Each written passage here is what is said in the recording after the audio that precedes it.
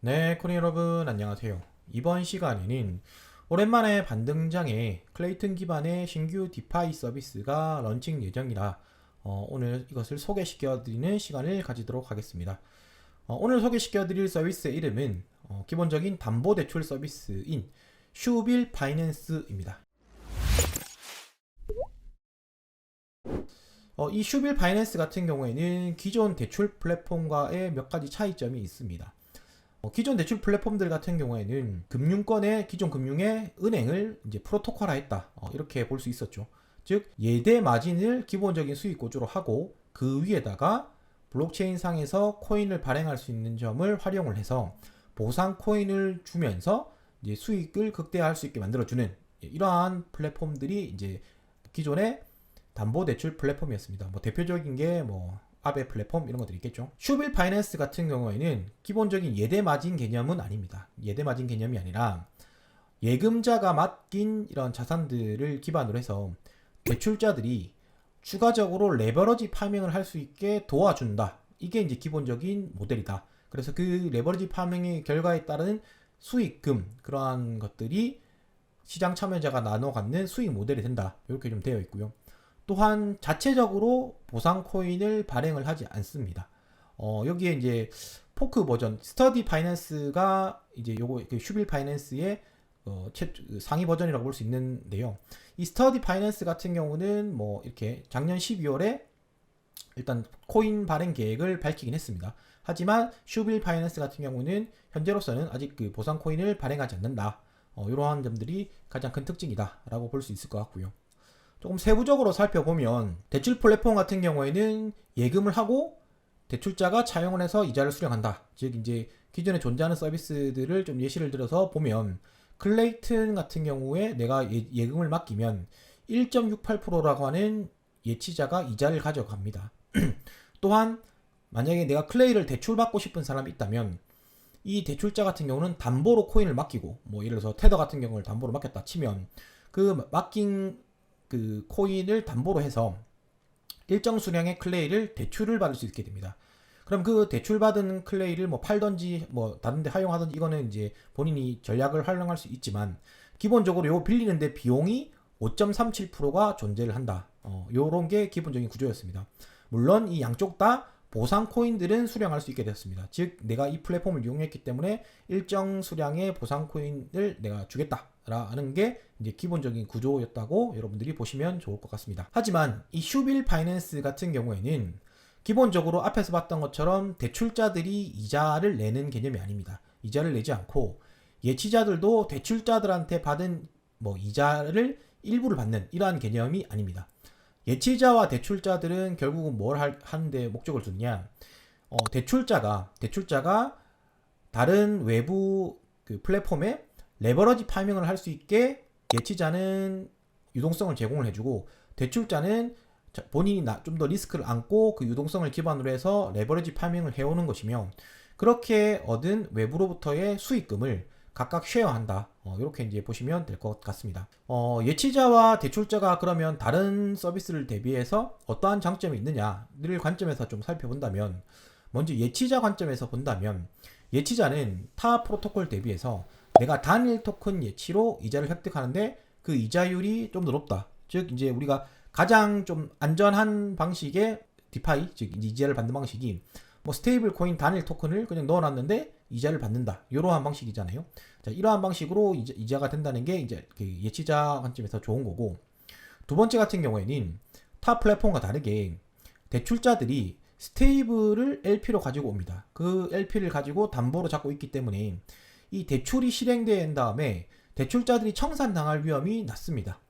이 대출자들의 청산이 줄청산이 이어지게 되면 이게 이제 프로토콜 전체가 좀 무너질 수 있는 이러한 위험성이 크기 때문에 이 청산 위험이 낮다는 것은 그 예치자 입장에서도 메리트가 될 수 있는 이러한 그 점이라고 볼 수 있을 것 같습니다. 또한 이제 대출자 그 자산 자체가 타 프로토콜로 예치가 되기 때문에 이 말은 결국에는 뱅크런이 일어나지 않는다라는 말과 일맥상통합니다.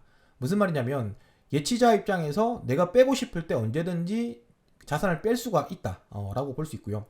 이러한 부분은 최근에 클레이튼 같은 경우에도 클레이가 갑작스럽게 상승하는 과정에서 내가 클레이를 빼서 팔고 싶었는데 클레이를 쇼치기 위해서 대출을 받아가시는 분들이 많아가지고 내가 예금으로 맡겨놨던 클레이를 받을 수 없는 뭐 이러한 상황도 발생을 했었죠. 뭐 그러한 것들을 봤을 때 이 서비스 같은 경우에는 그러한 상황이 발생하지 않는다. 이렇게 이제 볼 수 있겠습니다. 대출자 입장에서는 우리가 전략을 취할 때 레버리지 파밍을 하거나 이렇게 할 때는 항상 이자가 발생을 했습니다. 즉 내가 레버리지 파밍을 했을 때 뭐 클레이 스왑에 레버리지 파밍을 해보신 분들은 아시겠지만 내가 단일 스테이블 묶어서 LP를 몇 배를 땡기려고 하면 거기에 따른 이자율이 발생을 했습니다. 그 이자율이 뭐 배보다 배꼽이 더 큰 케이스들이 많았는데 이 서비스 같은 경우는 무이자로 대출이 가능하다. 다만 이제 대출률이 80%까지만 가능하기 때문에 그 이후부터 당연히 관리해야 되는 부분이 있습니다만 무이자로 대출을 이용해서 레버리지 파밍이 가능하다는 게 대출자 입장에서 가장 큰 장점이라고 보실 수 있고 이 레버리지 파밍을 할 수 있으니까 이자율 자체도 높게 되고 또한 대출을 하실 때부터 담보로 제공받아주는 게 스테이블 LP입니다. 스테이블 LP다 보니까 공격적이지 않고 좀 더 청산 위험이 낮게 여러분들이 디파이를 할 수 있다. 이렇게 보실 수 있을 것 같고 또한 기본적으로 아베 프로토콜의 플래시론을 차용해 왔기 때문에 이 플래시론 이용으로 레버리지를 땡길 때, 즉 몇 배를 땡길 때 일일이 수동으로 하는 게 아니라 한 방에 해버리니까 뭐 비용적인 측면에서나 이런 측면에서도 좀 더 장점을 가진다. 이렇게 이제 보실 수 있을 것 같습니다. 다만 이제 리스크도 존재합니다. 리스크가 존재하는데 어떤 점이 리스크냐? 이 서비스는 외부에다가 결국 그 수탁받은 자산을 예치를 하는 서비스입니다. 그러니까 그 예치를 시켰던 외부 플랫폼이 예를 들어서 뭐 해킹을 당했다든지 뭔가 뭐 파산을 했다든지 이럴 경우에는 우리도 동일하게 피해를 받을 수 있는 점이 되겠죠. 다만 지금 그 사용하고 있는 외부 서비스들의 목록이 보시는 바와 같이 클레이 스왑, 코코아 파이낸스, 그다음에 코코넛 스왑 같은 경우는 코코아 파이낸스에서 뭐 운영하시는 거죠. 그리고 이제 스테이크리 뭐 이런 것처럼 어느 정도 조금 안정성이 검증된 4개의 서비스부터 일단 시작을 하기 때문에 뭐 약간 리스크는 있지만 클레이 스왑이 무너지거나 뭐 코코아 파이낸스가 무너지지 않으면 뭐 여기도 큰 리스크는 없다. 이렇게 좀 보시면 좋을 것 같긴 합니다. 이러한 슈빌 파이낸스가 오픈을 기념해서 3가지 그 참여자들한테 NFT를 발행을 하는 서비스를 진행을 한다고 합니다. 이벤트를 진행을 하는데요.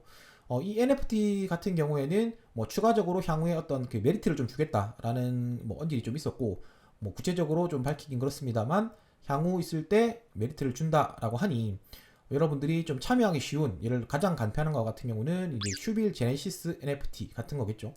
이런 거 같은 경우가 뭐 트위터 팔로우를 하거나 텔레그램 입장을 하고 글림 신청을 하면 받을 수 있기 때문에 이러한 것이라든지 아니면 여러분들이 좀 더 이런 서비스를 이용해보고 싶다라고 하시는 분들은 슈빌 제네시스 LP는 이제 그 리퀴드 프로바이더 즉 예치자들한테 주는 그 NFT이고 요게 이제 3가지 티어가 있습니다. 3가지 티어가 있으니까 이런 것들도 한번 참여해보시면 좋을 것 같고 그리고 제네시스 CD 이거는 이제 대출자 담보물을 이용하시는 분들 이렇게 이제 CD가 있는데 요거 같은 경우도 그 티어가 있습니다. 티어가 있으니까 상세 내용은 아마 공지로 뭐 안내 드릴 것 같으니까 그렇게 참고하시며 이러한 오픈 이벤트를 통해서 NFT도 한번 받아보면 좋을 것 같다 라고 생각이 됩니다.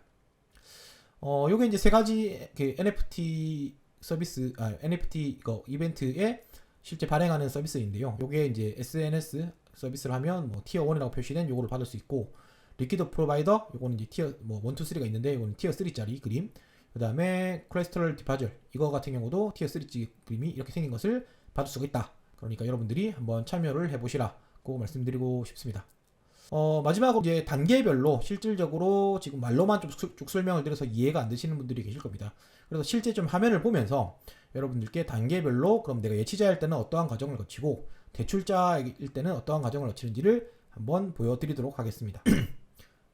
네, 보여드린 링크로 접속을 해보시면 이렇게 이제 그 슈빌 파이낸스의 독스로 지금 접속이 되고요. 현재 슈빌 파이낸스가 제가 촬영하는 시점에 지금 정식 오픈이 되어 있지 않습니다. 즉 24일 저녁 시간대에 지금 오픈 예정이기 때문에 실제 페이지를 보여드리기는 좀 어렵고 이렇게 캡처해둔 화면을 좀 설명해 드리려고 합니다. 다만 여러분들이 좀 더 뭐 디테일하게 한번 해보고 싶다라고 하시는 분들은 슈빌 파이낸스가 앞에서 말씀드렸듯이 스터디라고 하는 이런 스터디 파이낸스라고 하는 기존에 존재하는 서비스의 포크 서비스입니다. 그러다 보니까 스터디라고 하는 이 서비스는 이렇게 보시면 app.study.finance를 접속해 보시면 이렇게 정상적으로 돌아가고 있는 서비스를 보실 수가 있는데, 이런 것들을 눌러 보시면 실제 런칭할 슈빌 파이낸스가 어떤 모습으로 바뀌겠구나, 그 다음에 내가 뭐 대시보드 상에 어떤 게 나오겠구나, 이런 것들을 여러분들이 간접 체험을 아마 하실 수 있을 것 같습니다. 그렇기 때문에 이런 부분은 참고하시면 될 것 같고, 자, 지금은 이제 슈빌 파이낸스를 어떻게 하면 볼 수 있는지를 보겠습니다. 먼저 예치 부분은 이러한 화면과 같이 예치 메뉴에서 테더, USDC, KDAI 이 세 가지 자산들을 예치하실 수가 있습니다.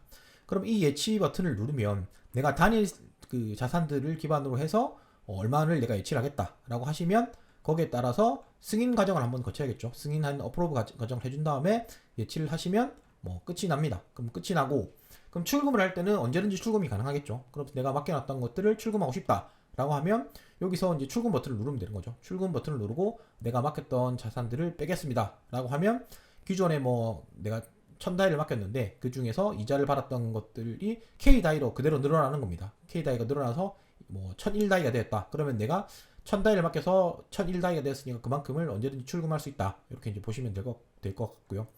이렇게 직관적인 거니까 여러분들이 실제 서비스에서 이용하실 데는 큰 무리가 없을 것 같습니다. 두 번째로 이제 대출자 입장에서는 어떻게 진행을 하는지도 살펴보겠습니다. 대출자들 같은 경우에는 아까 앞에서 말씀드렸듯이 스테이블 LP 또는 스테이블 코인을 담보로 맡겨야 됩니다. 그 담보로 제공이 가능한 것들은 현재 보면 테더, 그 다음에 서클, OUSDC랑 USDT 요 페어가 있는데, 여기 어디 거냐면 코코넛 스왑에서의 LP입니다. 즉 코코넛 스왑에 가셔서 USDT, USDC 이 페어를 만드신 다음에 그 LP 토큰을 이렇게 예치를 하실 수가 있습니다. 담보로 제공을 한다는 거죠. 자, 그게 싫다, 그게 싫으신 분들은 KSD, 즉 코코아 스테이블 코인이죠. KSD를 담보로도 맡기실 수 있습니다. 즉 KSD를 담보로 맡기면 이것들을 담보를 돌려가지고 KSD를 레버리지 파밍을 하겠다는 얘기가 되는 거고, 그 다음에 코코넛 LP, 요 USDT와 USDC를 예치를 하시게 되면 이것들을 레버리지 파밍을 한다, 그 의미가 될 겁니다. 자, 여기서는 예시로 KSD를 들어놨는데요. 이 KSD를 예를 들어서 내가 가지고 있던 것을 입력을 하고 여기서 몇 배를 할 건지 레버리지를 사용을 체크를 일단 합니다. 그리고 체크를 하고 여기 보시면 쭉 있지만 설명이 있지만 안정성이나 이런 것들은 여러분들이 참고를 하시고 내가 몇 배를 하겠습니다 라고 이제 땡기면, 레버리지를 땡기면 그만큼 배율만큼 4배, 4배 이런 식으로 바뀌겠죠. 그렇게 되면 이 코인들을 레버리지를 땡길 수가 있다. 이렇게 보실 수 있겠습니다. 이렇게 해서 승인을 하시고 나면 내가 담보로 맡기고 그 담보를 기반으로 해서 내가 대출을 한번 돌려보겠다. 대출해서 레버리지 파밍을 해보겠다. 이렇게 이제 할 수 있는 거고요. 반대로 상환을 하실 때는 이렇게 대시보드 메뉴가 되겠죠. 여기서 보면 저도 여기 스터디 같으면 여기 대시보드에 볼 수 있겠는데 제가 예치를 안 해놔서 안 보이는데, 어쨌든 이런 거 같은 경우도 상환 페이지가 나올 겁니다. 그럼 상환 페이지가 나오면 여기서 여러분들이 원하는 만큼의 상환 버튼을 누르시면 된다. 여기 보시면 있죠. 상환 얼마 금액을 하고 하면 상환이 되니까 그만큼의 레버리지가 낮아지고, 그러면 청산 위험도라고 하는 숫자가 올라가게 됩니다. 이거는 아베 프로토콜을 좀 써보셨던 분이나 클레이뱅크를 써보셨던 분들은 이 청산 위험도가 익숙하실 겁니다. 그래서 1에 가까워질수록 청산이 위험해지는 거고, 그 다음에 숫자가 커지면 커질수록 청산 위험이 낮아지는 거니까, 이거는 이제 기존 플랫폼들에서 사용하는 방식이니까 여러분들이 참고하시면 될 것 같습니다. 이렇게 해서 이제 대출을 상환하게 되면 그동안 내가 레버리지 파밍을 통해 가서 얻었던 것들을 어쨌든 무이자로, 이자 없이 내가 배율로 할 수 있게 된다. 이렇게 서비스를 이용하실 수 있을 것 같습니다. 자, 오늘 이렇게 해서 오랜만에 이제 클레이튼 기반의 신규 디파이 서비스인 슈빌 파이낸스를 좀 소개시켜 드리는 시간을 가져보았습니다. 기본적으로 담보대출 플랫폼들을 여러분들이 사용했던 분들이라면 크게 어렵지 않게 접근하실 수 있습니다만, 다만 여기 들어가는 수익 모델 자체가 다르니까 아까 말씀드렸던 그런 리스크 되는 부분들, 즉 외부 플랫폼이 망하면 같이 망할 수 있다, 이러한 것들은 충분히 인지를 하시고 사용을 하시면 좋을 것 같습니다. 네, 이번 영상은 여기까지고요. 저는 다음 시간에 또 참아 뵙도록 하겠습니다. 네, 감사합니다, 코리안 여러분.